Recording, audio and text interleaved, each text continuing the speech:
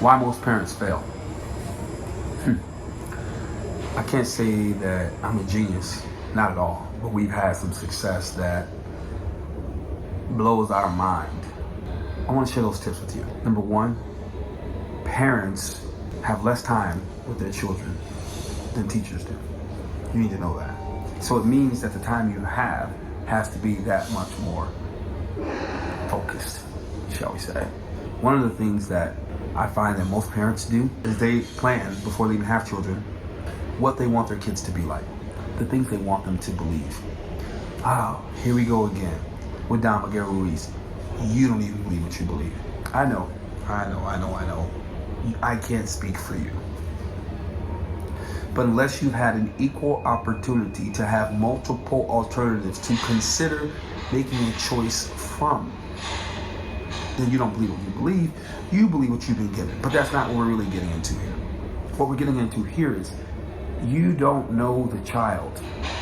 And you don't know that what you believe is factual. You're just taking your beliefs and instilling them on the child versus getting to know the child and or helping the child sort so they can find out what they want to believe and cultivate it from them or with them.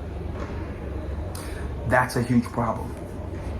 It's a huge problem because we go in with assumptions that don't allow for individuality.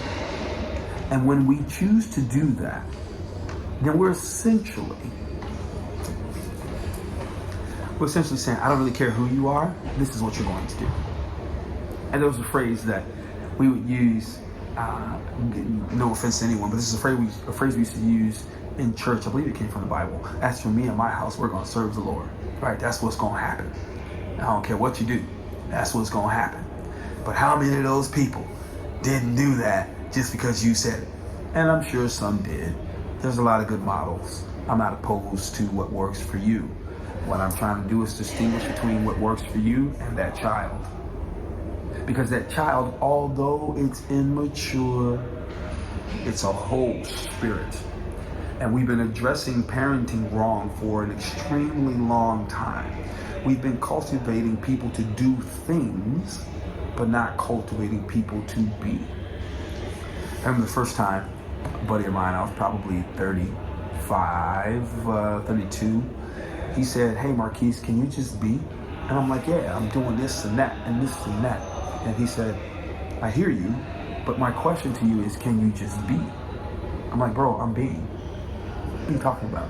This is who I am. And he'd say, if you weren't doing those things, who would you be?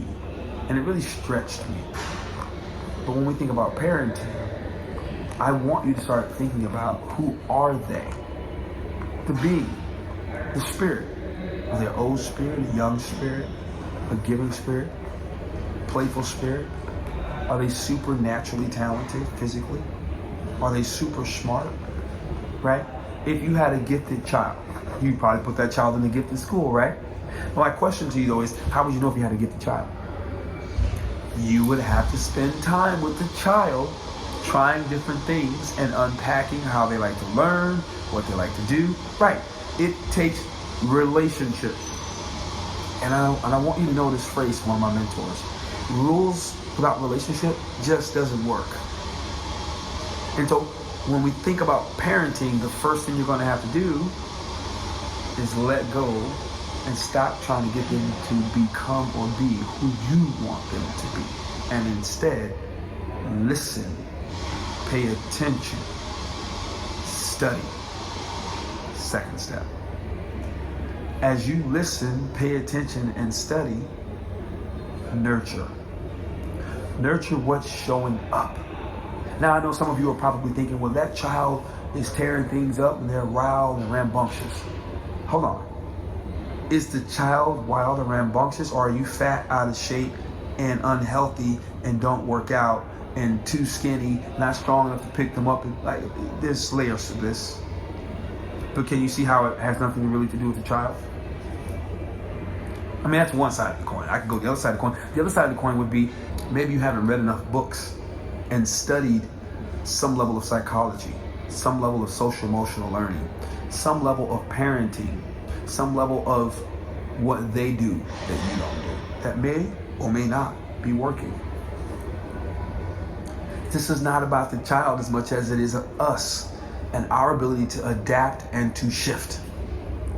That's the hardest part about parenting, us adapting and shifting. So you've got to up your game so that you can nurture. And if you don't know how to nurture, that's okay. There's no book given to us. That's why I'm making this video. Go figure out what nurturing looks like, how to cultivate for a mother that, generally speaking, tends to be normal. For me, it was normal because the men in my life also nurtured. They were men's men, but they also nurtured. And that's because my grandmother nurtured them.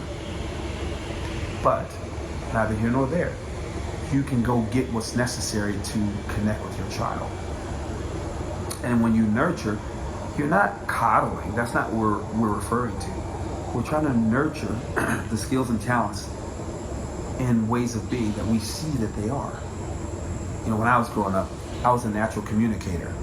And unfortunately, I went to a school where they said, hey, you talk too much. Now, to be honest, I don't remember ever talking too much. But I do remember having to go home and write 300 times, I will not talk, I will not talk, I will not talk. That was part of my punishment along with my homework.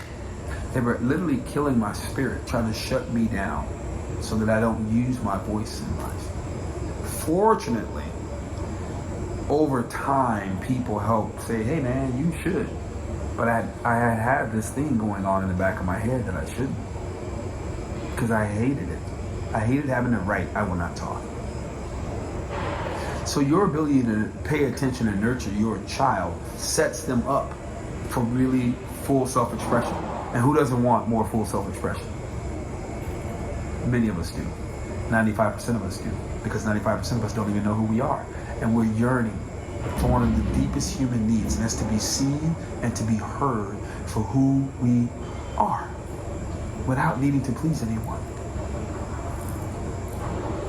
The third thing I want you to do, I want you, at some point on their journey, let go of your control. Here's what I mean by that. I'm going to use an example in my life. When my son is around 13, great football guy, I think he had recently stopped playing drums. All of a sudden there was a disconnect. I would tell him to do something and I started getting this little attitude. Now, under normal circumstances, if you're vibrating at a regular playing level, they'll just tell you, oh, that's just teenagers. Well, I know the relationship I have with my child, and where that is just teenagers may or may not be true, that wasn't going to work. Because my job is to nurture this child, and therefore I have to learn how to do that and connect and communicate. So I would start doing more things to try to enforce my identity. This is what you're going to do. I told you to do these things. Now, if you don't do these things, you're going to have punishment. That's what's going to happen. And you want to know what happened? He stopped connecting more. He withdrew even more. You know, I grew up in a time where people say, what's wrong with these kids? Their parents trying to be their friends. Hold on, stop. What parent doesn't want their adult child to be their friend? Oh, I know. Someone who's driven by their ego and position and title, because that's, unfortunately, how they relate to themselves. They're not connected. They're in that realm of not knowing who they are, so they derive their value by the respect given to an identity or a title. I'm not mad at you, I'm just saying what it is. And that child suffers because of it. It should be the goal of every parent to be in communication with their child for several reasons. One, maybe you will learn more about your beliefs because each generation is a little bit wiser than the one before. Maybe you're going to have an opportunity to expand your career because technology and life is always changing and your child can be a benefit to you. There are layers to this. Maybe, in my instance, I call my son, and from time to time I ask him for advice. If we're in the same city, we're definitely going out together. Why? Because there's connection and respect for the spirit that he is. The father-son thing, I don't need to really throw that around. If I do that, it's because I'm so freaking proud of him that I just want to say that's my son. But other than that, that's my bro. I love that dude. We help keep each other accountable.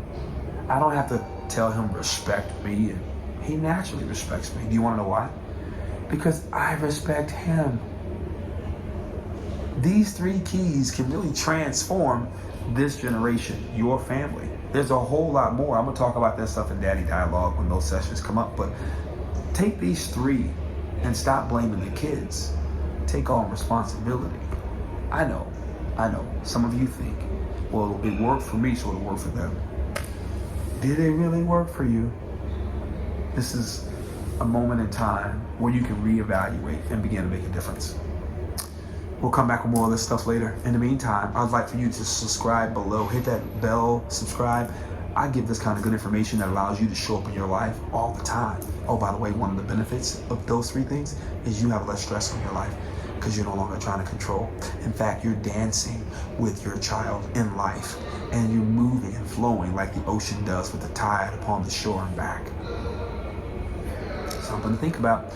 Meanwhile, subscribe, like, comment below. I want to get your feedback and exchange thoughts. I'm not saying I'm right always, but I do have a way of thinking that has been influenced by others who've had some success, and I'm just sharing it with you. Join my free VIP group where you come in and we talk about this stuff in greater detail. You can get some answers even. I appreciate you. Peace.